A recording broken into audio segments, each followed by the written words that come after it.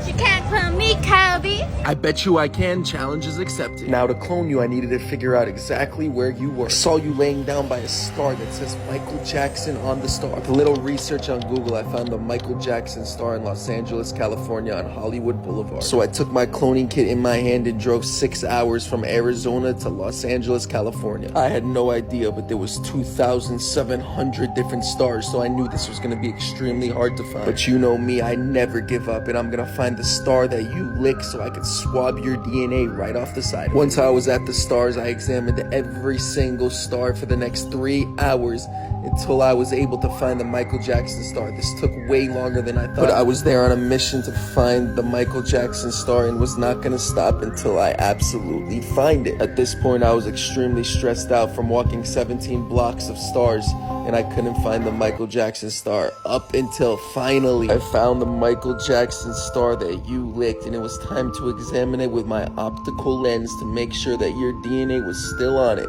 And yes, it was on it. I then took my DNA Q-tip and did a wide, broad swab to make sure I get every single piece of DNA off there so I can clone you in my DNA laboratory. I then put your DNA in my chemical grade DNA tube, and for an extra level of security, I put it inside my DNA protective case and headed back to my laboratory 6 hours away in Arizona. Back at the lab, it was time to clone your DNA, so I took it outside my protective case and my assistant handed me an agar plate. I then carefully put your DNA Q swab inside the agar plate and put cytochrome 437 solution right on top. I then took out my $10,000 microscope and put the DNA underneath. After a few adjustments, I had my assistant look at it underneath the microscope, and he said it looked absolutely amazing and ready to be cloned. That's what DNA looks like underneath a microscope.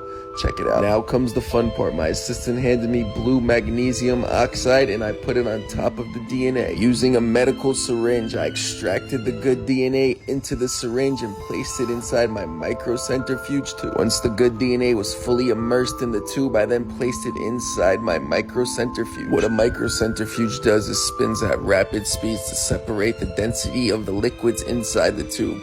So the good DNA will be on the bottom, the bad DNA will be on the top. I let my microcentrifuge spin for 45 days straight until the DNA was completely erected and cloned. This is you after 44 days. You're a little membrane, and if everything goes correctly, soon I will have you for myself.